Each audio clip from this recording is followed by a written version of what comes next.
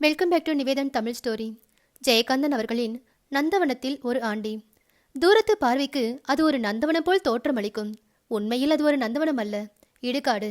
பச்சை கொடிகள் பற்றி படர்ந்த காம்பவுண்ட். சுவரால் நாற்புறமும் சுற்றி வளைக்கப்பட்ட அந்த இடுகாட்டின் மேற்கு மூலையில் பனை ஓலைகளால் வேயப்பட்ட சின்னஞ்சிறு குடிசை ஒன்று இருக்கிறது.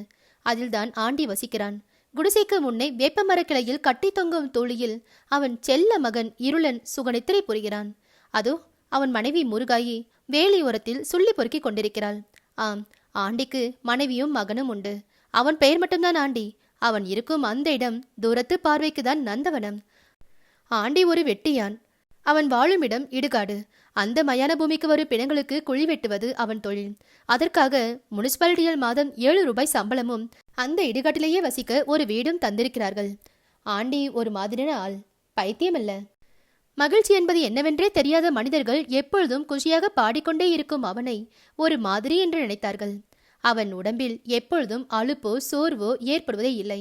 வயது 40 20 வயது இளைஞனை போல் துரு வென்றிருப்பான். அர்த்தம் புரிந்தோ புரியாமலோ அவன் வாய் உரத்த குரலில் சதா ஒரு பாட்டை அலப்பிக்கொண்டே இருக்கும். நந்தவனத்தில் ஒரு ஆண்டி. அவன் 4-6 மாதமாய் குயவனை வேண்டிக் கொண்டு வந்தான் ஒரு தோண்டி. அதை கூத்தாடி போட்டுடை தாண்டி குழிவெட்டும் வேலை இல்லாத சமயத்தில் அவன் நந்தவன வேலையில் ஈடுபடுவான். அவன் உழைப்பால் தான் அந்த இடுகாடு கூட நந்தவனமாக இருக்கிறது. அவனுக்கு சோகம் என்பது என்னவென்றே தெரியாது. செடிகளுக்கு தண்ணீர் பாய்ச்சும் போதும் சரி, பிணங்களுக்கு குழிப்பறிக்கும் போதும் சரி, சலனமோ சங்கடமோ ஏதுமின்றி உரத்த குரலில் கழுத்து நரம்புகள் புடைக்க அந்த பாட்டை தனது கரகரத்த குரலில் பாடுவான். அவனை பொறுத்தவரை அந்த பாட்டிற்கு அர்த்தம் கிடையாது, வெறும் பழக்கம்தான். அது புதைக்கும் இடமாதலால் பெரும்பாலும் குழந்தைகளின் பிரேதம்தான் அங்கு வரும். 3 அடி நீளம் 3 அடி ஆழ குழியில் வெட்டுவது ஆண்டிக்கு ஒரு வேலையே அல்ல. தலையில் இருக கட்டிய முண்டாசுடன் வரிந்து கட்டிய வேட்டியுடன் அனாயசமாக பூமியில் விழுந்து மேற்கிளம்பும் ஒவ்வொரு வெட்டுக்கும் ஈரமண் மடிந்து கொடுக்கும். பூமியே புரண்டு கொடுக்கும். கொண்டு வந்தான் ஒரு தோண்டி. அதை கூத்தாடி போட்டுடை தாண்டி அந்த கூத்தாடி வென்ற வார்த்தையை அழுத்தி உச்சரித்தவாறு பூமியின் மார்பை அவன் பிளக்கும் போது அவனை யாராவது கண்டால் அந்த பாட்டின் பொருள் தெரிந்தான் அவன் பாடுகிறான் என்று எண்ணம் தோன்றும். உண்மையிலேயே அந்த பாட்டுக்குரிய பொருள் அவனுக்கு தெரியவே தெரியாது. அவன் அந்த பாட்டை எங்கு எப்பொழுது கற்றுக்கொண்டான்? நமக்கு தெரிந்த ஒவ்வொரு வார்த்தையையும் எங்கு எப்பொழுது நாம் கற்றுக்கொண்டு முதலில் உச்சரித்தோம் என்று சொல்ல முடியுமா? ஆனால் ஏதோ ஒரு விசேஷமான வார்த்தையை குறிப்பாக எண்ணினோமான் நம்மில் எவ்வளவோ பேர் சொல்லிவிடுவோம். ஆண்டி இந்த பாட்டை எப்பொழுது எங்கு முதலில் கேட்டான்? சற்று நினைவு கூர்ந்தால் அவனால் சொல்லிவிட முடியும். ஒரு நாள் காலை கயிற்றுக்கட்டிலில் உறக்கம் கலைந்து எழுந்து ஆண்டி தன் கண்களை கசக்கிவிட்ட பின் கண்ட காட்சி அவனுக்கு ஆச்சரியமாய் இருந்தது. குடிசை வாசலில் கிழிந்த கோரைப்பாயில் வழக்கத்திற்கு மாறாக இன்னும் உறக்கம் கலையாமல் தன்னை மறந்து கிடக்கிறாள் முருகாயி. தான் எழுந்த பின் அவள் தூங்கிக் கொண்டிருப்பதை கல்யாணமாகி இந்த 15 வருட காலத்தில் ஒரு நாள் கூட பார்த்ததில்லை. ஏ முருகாயி என்று குரல் கொடுத்தான். அவள் எழுந்திருக்கவில்லை, புரண்டு படுத்தாள். அவன் கயிற்றுக்கட்டிலை விட்டு எழுந்து அவள் அருகே சென்று அமர்ந்தான். உடம்பு சுடுகிறதோ என்ற நினைப்பில் அவள் நெற்றியில் கை வைத்து பார்த்தான். அப்படியெல்லாம் ஒன்றுமில்லை. முருகாயி என்று மறுபடியும் எழுப்பினான். மயங்கி கிறங்கிய நிலையில் முருகாயி கண்களை திறந்தாள். எதிரில் புருஷன் குந்தியிருப்பதை கண்டதும் எழுந்து உட்கார்ந்து பேந்த விழித்தாள். என்ன முருகாயி, உடம்புக்கு என்ன பண்ணுது என்று பதறினான் ஆண்டி. ஒண்ணுமில்ல, கை காலெல்லாம் குடைச்சலா இருக்கு, உடம்பு பூரா அடிச்சு போட்ட மாதிரி கிர்னு தலை சுத்துது என்று சொல்லும் போதே கருத்தைமைகள் ஒட்டி பிரிந்தன. கனவு ஒண்ணு கண்ட. என்ன கனப்புல? முருகாயி கண்களை கசக்கிவிட்டு கொண்டே கொட்டாவி விட்டாள். கனவுல ஒரு பூச்சி, கருப்பா சின்னதா. அவள் உடல் ஒரு முறை குலுங்கிற்று. சொல்லும் போதே திரேகம் சிலுங்குது மச்சான். அந்த கருப்பு பூச்சி நவுந்து வந்து என் கை மேல ஏறிச்சு. ஏறின உடனே அது மஞ்சளா மாறிடுச்சு. மஞ்சள் நிறம் இல்ல, தங்க நிறம். அப்படி ஒரு சொல்லிப்பு சொல்லிச்சுது. அது என் கையில வந்து குந்திக்கிட்டு என்னை தின்னுடுன்னு சொல்லிச்சு. அப்புறம் தின்னுடுன்னு சொல்லிக்கிட்டே எங்கேயோ கொறிக்க ஆரம்பிச்சுது. எனக்கு என்னவோ புத்தி குழம்பி போய் ஒரு ஆவேசம் வந்துச்சு. சி, இந்த அல்ப பூச்சி வந்து என்ன தைரியமா நம்ம கிட்ட வந்து தின்னுடுன்னு சொல்லுது பாத்தியா? நம்ம தின்ன மாட்டோம்னு தைரியம் தானேன்னு நினைச்சு. அவள் முகம் சிவந்தது, சுளித்தது, உடம்பெல்லாம் கூசுது மச்சா. அந்த பூச்சிய 2 விரல தூக்கி பிடிச்சி வாயில போட்டு கச முசன்னு மென்னு அவள் சொல்லி முடிக்கவில்லை. குடலை முறுக்கி கொண்டு வந்த ஓங்கரிப்பு பிடரியை தாக்கி கழுத்து நரம்புகளை புடைக்க வைத்தது. தலை கனத்தது, மூச்சு அடைக்க, கண்கள் சிவக்க. மச்சா, அந்த பூச்சி வவுத்துக்குள்ள ஓடுது மச்சா. மறுபடியும் ஒரு பலத்த ஓங்காரம். அடிவயிற்றை பிசைந்து கொண்டே தலை குனிந்து உட்கார்ந்தாள். வாயெல்லாம் வெறும் உமிழ்நீர் சுரந்து ஒழுகியது. மச்சான், வவுத்துல பூச்சி. ஆண்டி புரிந்து கொண்டான். அவன் உடல் முழுவதும் இன்ப கிளுகிளுப்பு ஓடி பரவியது. 15 வருடமாய் வாய்க்காதது எத்தனையோ காலம் நினைத்து நினைத்து பார்த்து ஏமாந்து ஏமாந்து இல்லை என்ற தீர்க்கமான முடிவில் மறந்தே போன பின் உடலை குலுக்கி குடலை முறுக்கி ஓங்கரித்தாள். முருகாயி, அதுதான் முருகாயி, அதுதான். ஆண்டி சிரித்தான். ஓய் என்று குத்திட்டு தலைகுனிந்து உட்கார்ந்திருந்த முருகாயி உடலோடு சேர்த்து அணைத்து கொண்டு ஆண்டி சிரித்தான். அதான் புள்ள, அதுதான். பலத்த ஓங்கரிப்புடன் வந்த சிரிப்பை தாங்க முடியாது தவித்தாள் முருகாயி. மச்சம் வவுத்த புரட்டுறது தாங்க முடியல என்று பதறினாள். சும்மா இருப்புள்ள, நம்ம வடிவேலு வைத்திருக்கிட்ட போய் எதனாச்சும் மருந்து வாங்கியார என்று மேல் துண்டை உதறி தோல் மீது போட்டுக்கொண்டு கிளம்பினான் ஆண்டி. முருகாயி சிரித்தாள். சும்மா இரு மச்சான், யாரோ சிரிக்க போறாங்க. நீ படுற அவஸ்தைய பார்க்க முடியல புள்ள. நீ ஏன் பாக்குற? அந்த அங்க தள்ளிப்போய் நின்னுக்க. ஆண்டி மனதுக்குள் கும்மலிடும் மகிழ்ச்சியுடன் இடுகாட்டின் கேட்டருகே நின்றான்.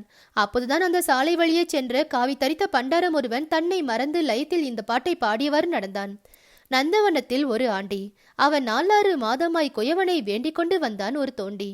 அதை கூத்தாடி கூத்தாடி போட்டுடை தாண்டி இதுவரை அனுபவித்தறியாத ஒரு புதிய உணர்வில் மகிழ்ச்சியில் லயித்து தன் நிலை மறந்து நின்ற ஆண்டியின் மனத்தில் தாள லயம் தவறாமல் குதித்தோடி வந்த அந்த பாட்டின் ஒவ்வொரு வார்த்தையும் ஆழமாய் பதிந்தன.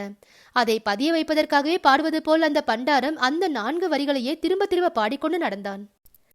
அன்று முதல் தன்னை அறியாமல் ஆண்டியும் அந்த பாடலை பாடி குதிக்க ஆரம்பித்தான். நந்தவனத்தில் ஒரு ஆண்டி. ஆயிரக்கணக்கான மனித உடல்கள் மாண்ட பின் புதையுண்ட அந்த மயான பூமியில் ஒரு மனிதன் பிறந்தான். ஆண்டிக்கு ஒரு மகன் பிறந்தான். தாயின் கருவில் அவன் ஜனித்த அந்த நாளில் பிறந்த குதூகலம் ஆண்டிக்கு என்றும் மறையவில்லை. பொழுதெல்லாம் தன் செல்வ மகனை தூக்கி வைத்துக் கொண்டு கூத்தாடினான். 100கணக்கான குழந்தைகளின் சவங்களுக்கு குளிப்பறித்த ஆண்டியின் கரங்கள் தன் செல்வ மகனை மார்போடு அணைத்து ஆற தழுவின. தனது மதலையை மார்புற தழுவி மகிழ்ந்த ஆண்டியின் கரங்கள் ஊரார் பிள்ளைகளின் சவங்களுக்கு குளிப்பறித்தன. ஊராரின் புத்திர சோகம் அவனுக்கு புரிந்ததே இல்லை. ரோஜா செடிகளுக்கு பதியன் போடும் சிறுவனைப் போல பாட்டு பாடிக்கொண்டே குளிப்பறிப்பான். அருகில் இருக்கும் அந்த பச்சை சிசுவின் பிரேதத்தை பார்த்ததும், அதோ பக்கத்தில் பீறி வரும் அழுகை அடக்கி கொண்டு நிற்கும் அந்த தகப்பனை பார்த்தும் நெஞ்சில் ஈரமில்லாமல் பசை இல்லாமல் பாடிக்கொண்டிருக்கிறானே, சி, இவனும் ஒரு மனிதனா? அதனால்தான் அவனை எல்லோரும் ஒரு மாதிரி என்று சொல்ல ஆரம்பித்தார்கள். குளிப்பறித்து முடித்த பின் நேரே தன் குடிசைக்கு ஓடுவான். தூளியில் உறங்கும் இருளனை தூக்கி வைத்துக் கொண்டு கொஞ்சுவான், கூத்தாடுவான்.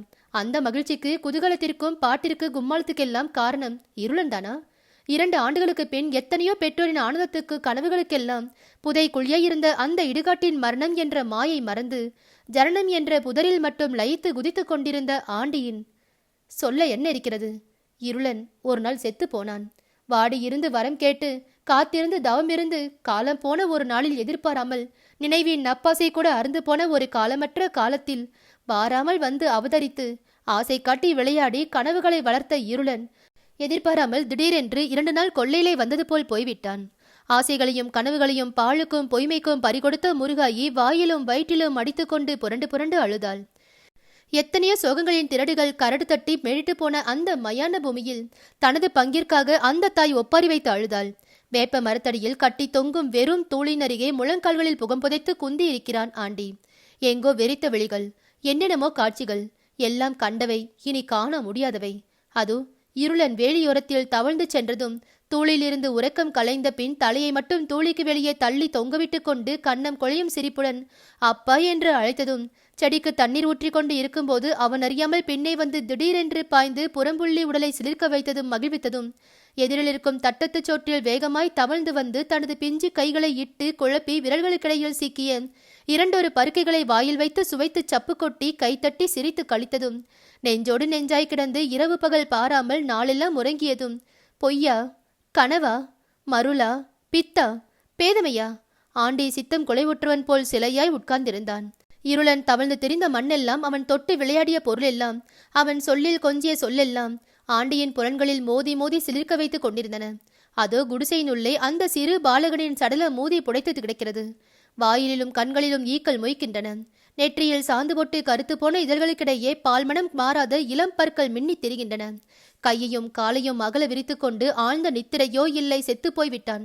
வெகு நேரம் தன் செல்வ மகனின் இனிமேல் பார்க்க முடியாத மகனின் முகத்தை வெறித்து பார்த்தவாறே உட்கார்ந்திருந்தான். வியர்வை துளிகள் நெற்றியில் சரம் கட்டி நின்றன. மார்பை அழுத்தி பிடித்து கொண்டு மண்வெட்டியை எடுத்தான்.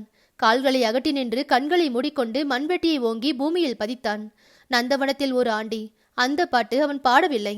ஊரார் பிணத்துக்காக குழிப்பறிக்கும் போது மனதில் அரிப்போ கனமோ இல்லாமல் குதித்து வருமே அந்த பாட்டு. யார் பாடியது?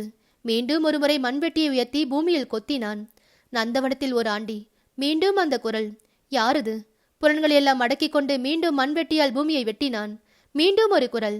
நந்தவனத்தில் ஒரு ஆண்டி. அவன் 4-6 மாதமாய் குயவனை தேண்டி. ஐயோ, அர்த்தம் புரிகிறதே. ஆண்டி மண்வெட்டியை வீசி எறிந்துவிட்டு திரும்பி பார்த்தான். துணை பிளந்து வெளிக்கிளம்பிய நரசிம்மாவதாரம் போன்று பூமியை புதைக்குழி மேடுகளை பிளந்து கொண்டு ஒரு அழகிய சின்னஞ்சிறு பாலகன் வெளிவந்தான். கைகளை தட்டி தாளமிட்டவாறே ஆண்டியை பார்த்து சிரித்துக்கொண்டே பாடியது சிசு. நந்தவனத்தில் ஒரு ஆண்டி. அவன் 4-6 மாதமாய் குயவனை தேண்டி கொண்டு வந்தான் ஒரு தோண்டி. அதை கூத்தாடி கூத்தாடி போட்டுடை தாண்டி. குரல்கள் ஒன்றாகி பலவாகி ஏகமாகி சங்கமித்து முழங்கின. அந்த மயான பூமியில் எத்தனையோ காலத்திற்கு முன் புதையுண்ட முதற் குழந்தை முதல் நேற்று மாண்டு புதையுண்ட கடைசி குழந்தை வரை எல்லாம் உயிர் பெற்று உருப்பெற்று ஒன்றாக சங்கமித்து விம்மி புடைத்து விகசித்த குரலில், மரளை மாறாத மதலை குரலில் பாடிக்கொண்டு கைத்தாளமிட்டு அவனை சுற்றி சூழ நின்று ஆடின. வான வெளியெல்லாம் திசை கேட்டு தறிக்கெட்டு திரிந்து ஓடின. ஆண்டி தன்னை மறந்து வாய்விட்டு சிரித்தான். அதோ அவன் இருளனும் அந்த பாலகர் நடுவே நின்று நர்த்தனம் புரிந்தான். தாளம் போடுகிறான், பாட்டு போடுகிறான். என்ன பாட்டு தெரியுமா? நந்தவனத்தில் ஓர் ஆண்டி. அடைத்து புடைத்து நெருக்கிக் கொண்டு ஓடும் சிசுக்களின் மகா சமுத்திரத்தில் தன் இருளனை தாவி அணைக்க ஓடினான். இருளனை காணோம். தேடினான், காணோம். இருளனை மட்டும் காணவே காணோம். அந்த சிசுக்கள் யாவும் ஒன்று போல் இருந்தன. என்னுடையது என்றும் இன்னொருவருடையது என்றும் அவன் என்றும் அதுவென்றும் இதுவென்றும் பேதம் காண முடியாத அந்த சமுத்திரத்தில் இருளனை மட்டும் எப்படி இனம் கண்டுவிட முடியும்? ஆண்டி தவித்தான். என்ன தவிப்பு, என்ன தவிப்பு! பன்னீர் மரத்தடியில் பிள்ளையின் பிணத்தருகே முகம் புதைத்து வீழ்ந்து கிடக்கும் ஆண்டியை கண்டு பதறியடித்துக் கொண்டு ஓடினாள் முருகாயி. அவனை புரட்டி நிமிர்த்தி மடிமீது வைத்துக்கொண்டு கதறினாள். அவன் விழிகள் மெல்ல திறந்தன. தெய்வமே, அவனுக்கு உயிர் இருந்தது. அவன் சாகவில்லை. இன்னும் கூட அவன் அந்த நந்தவனத்தில் தான் வாழ்கிறான். ஆனால் முன்போல் இப்போதெல்லாம் பாடுவதில்லை. இடுகாட்டிற்கு வரும் பிணங்களை பார்க்கும் போதெல்லாம் கோவென்று கதறி அழுகிறான். ஊராரின் ஒவ்வொரு சோகத்திற்கும் அவன் பலியாகிறான். ஆனால் இப்பொழுதும் ஊரார் அவனை ஒரு மாதிரி என்றுதான் சொல்லுகிறார்கள். கதை முடிந்தது. மீண்டும் அடுத்த ஒரு கதையில சந்திக்கலாம். இந்த கதை உங்களுக்கு பிடிச்சிருந்தா லைக் பண்ணுங்க, ஷேர் பண்ணுங்க, மறக்காம சப்ஸ்கிரைப் பண்ணுங்க. நன்றி.